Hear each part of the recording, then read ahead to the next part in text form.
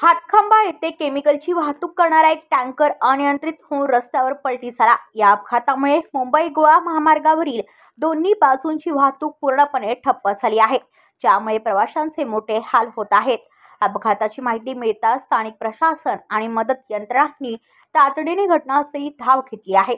अपघाताच्या पार्श्वभूमीवर खबरदारीचा उपाय म्हणून रत्नागिरी नगरपालिकेचा अग्निशमन बंब घटनास्थळी तातडीने रवाना झाला आहे। टँकरमध्ये केमिकल असल्यामुळे कोणत्याही प्रकारचा धोका होऊ नये यासाठी पोलीस आणि आपत्कालीन पथक खबरदारी घेत आहेत। हा अपघात ऐन वर्दळीच्या वेळी झाल्याने महामार्गावर वाहनांच्या लांबच लांब रांगा लागल्या आहेत। वाहतूक पूर्ववत करण्यासाठी आणि अपघातग्रस्त टँकर हटवण्यासाठी प्रयत्न सुरू आहेत।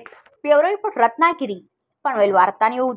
आपल्या परिसरातील बातम्या आमच्यापर्यंत पोहोचवण्यासाठी स्क्रीनवर दिलेल्या क्रमांकावर संपर्क साधू शकता। दूरध्वनी क्रमांक 8652414343।